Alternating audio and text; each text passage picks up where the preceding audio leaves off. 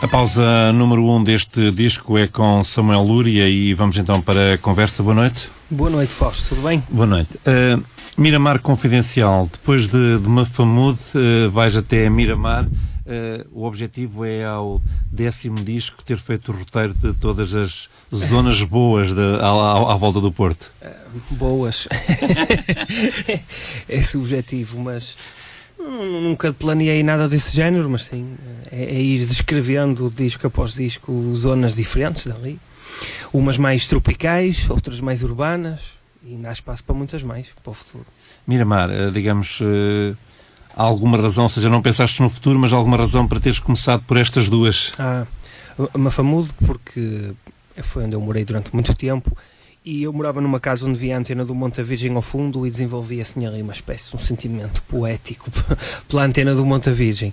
Miramar, porque eu tinha feito o primeiro álbum, não tinha planeado em fazer mais nenhum disco, não tinha sequer pensado, e surgiu um fenómeno em Gaia, que é o fenómeno do Adriano Malheiro Caloteiro, que foi umas inscrições que surgiram ali na zona, e eu vi-as também porque entretanto fui trabalhar na minha outra profissão para perto dessa zona de Miramar, e passava por essas paredes onde tinha escrito Adriano Malheiro Caloteiro muitas vezes, e aquilo suscitou-me muita curiosidade, e construí este enredo à volta desses murais do Adriano Malheiro Caloteiro, que vinha a saber mais tarde que era um empreiteiro da zona que tinha dívidas, e alguém se juntou e começou a escrever aquilo na parede. Já agora, como é que tu, digamos, chegas à decisão de que já tens histórias suficientes, digamos, para teres o teu disco construído, ou seja, já aqui material para gravar e para deitar fora? Não sei se chegaste a gravar alguma coisa que acabou por não ficar neste Miramar Confidencial. E digamos, quando começaste a gravar, já tinhas tudo prontinho? Como é que decides, está aqui um disco completo, é assim que eu quero? Sim. Normalmente eu faço uma série de instrumentais e depois começo a fazer as letras para aqueles instrumentais. E as histórias tenho sempre, porque portanto, eu escolhi aquela zona, comecei a fazer histórias à volta daquela zona, como é a minha zona, não é? Como as histórias que eu usei para fazer estas músicas, teria outras tantas em cima, porque pronto, é fácil, aquilo são histórias que eu vejo, eu ando lá todos os dias, mas eu também tenho esse hábito de vou almoçar muitas vezes sozinho e fico apenas a observar. Cada vez que vou almoçar sozinho tenho sempre qualquer coisa que guardo, uma conversa que ouvi. Eu também vou a sítios onde moram os verdadeiros portugueses lá do B, não é? Que não são os novos jovens empreendedores das startups, não é? São aqueles portugueses à moda antiga, e pronto, conviver com essas pessoas, sempre que saio ao pé deles tenho sempre uma história para guardar, portanto é muito fácil, as letras são muito fácil. Miramar Confidencial é o teu, digamos, novo disco. Vais hoje tocar em Coimbra. Vais tocar mais Miramar Confidencial do que tudo o que está para trás? Vais só tocar Miramar Confidencial? Vais misturar tudo? Como é que é? Vou tocar os dois discos, o Miramar Confidencial e o Último Tango em Mafamude, e ainda há espaço para temas inéditos que não estão em nenhum dos dois, nomeadamente o tema Lamborghini na Roulotte, que é um tema que eu só toco ao vivo, para o pessoal que aparece nos concertos. Ainda vou ter tempo também para tocar um tema de outros tempos, onde eu ainda nem sequer editava, como David Bruno, como DB, que é a música sobre o McDrive, o 150 ml. Também é sobre Gaia, portanto... Ou seja, ainda o DB, o OG 4400, o DB. Já agora, digamos, estás a dizer que não fazes planos, mas... o disco é recente, o disco tem 3 meses. 3 meses, sim. Já começaste a escrever sobre outra zona do Porto? Já comecei...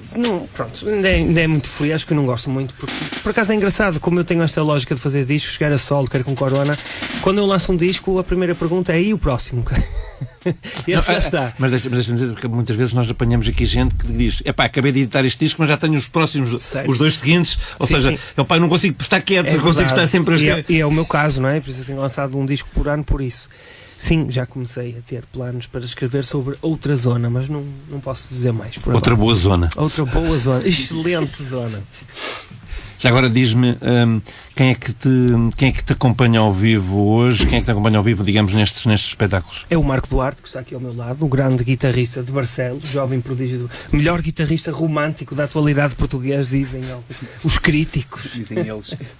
Sim, e também sou acompanhado de uma projeção de um espetáculo de vídeo que montámos, com todos os clichês e mais alguns que possas imaginar de Portugal, era vacas gordas, para as pessoas poderem ver com os seus próprios olhos do que é que a música fala.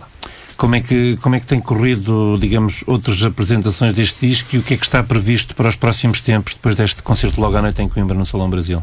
Tem corrido muito bem, tenho esgotado todos os sítios onde vou, esse acho que é o melhor sinal, não é comum, eu não tinha esta expectativa, portanto tem corrido mesmo muito bem, a aceitação do disco também, muito melhor do que o primeiro e muito melhor do que eu alguma vez imaginei.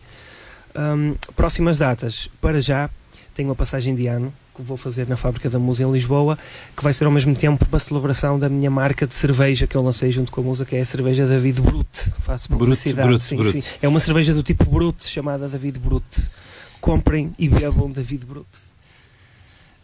Já agora, em termos, digamos, de próximos concertos, é o que está, digamos, confirmado? Sim, já sim, mas podem seguir a minha página, é simples, Instagram, Facebook, @David Bruno de Gaia, tudo junto. E à medida que forem aparecendo mais datas, vão surgir muitas mais. Já agora, o disco vai estar disponível mais logo também no concerto? O disco... Ou como é que podem chegar até ao teu disco? Podem mandar mensagem através da página ou através do e-mail merch@davidbruno.pt e logo estará à venda, assim, o DVD pirata, não é? É o formato físico deste disco, estará à venda também no Salão Brasil, para quem estiver interessado. Já agora, Conjunto Corona, David Bruno, já falavas também de outros projetos, continuaste a dividir também por outras colaborações, produções... Sim, mas estou a tentar cada vez estreitar mais. Como eu gosto de dar continuidade aos projetos, depois são coisas demais e eu também não sou um músico o tempo inteiro, por isso estou a tentar estreitar o universo. Então qualquer dia já nem sei quem sou.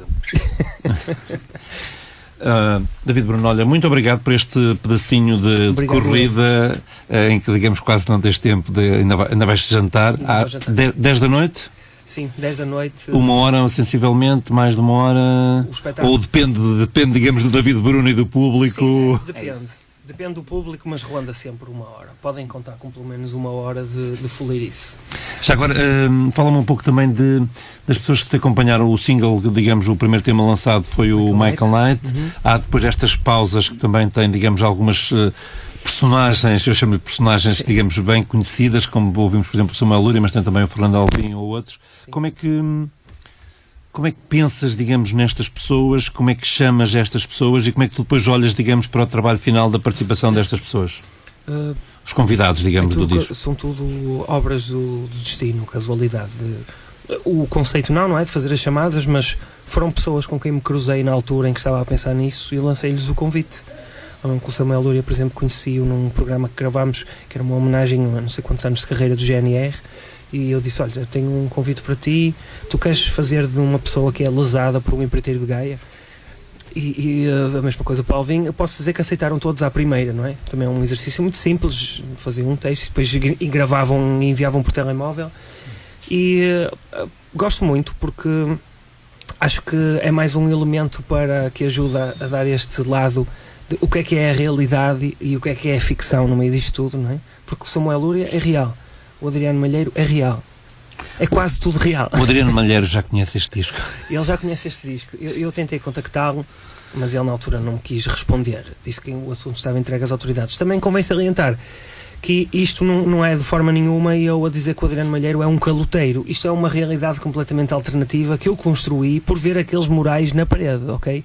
Esta personagem que eu inventei do Adriano Malheiro caloteiro não é de todo, se for parecido com o da realidade, é mera coincidência, ok? Portanto, eu não estou a dizer que este é o Adriano Malheiro. É uma personagem fictícia que eu inventei que por acaso corresponde a uma pessoa que existe na realidade. Já recebi vários e-mails, foi com... chantagem, pessoas a pedirem pagamentos em bitcoins em troco de mais informação do Adriano Malheiro caloteiro. Nunca cedi. Olha, então como estava a dizer, muito obrigado. Vou deixar-vos ir jantar e preparar-se para mais logo. Não vos vou deixar ir embora sem... vou pedir aqui aos teus colegas agora. Vou pedir aqui aos teus colegas que me escolham o que é que eu vou tocar a seguir do disco de David Bruno. Ora bem, pode ser o Interveniente Ocidental. Pronto, esqueci-me de dizer uma coisa, é que esse já tocou hoje. Não gosto que me mentem. Não gosto que me mentem, ok, pode ser então não gosto que me mentem. É aqui. Ficamos então com este não gosto que me mentem e até logo.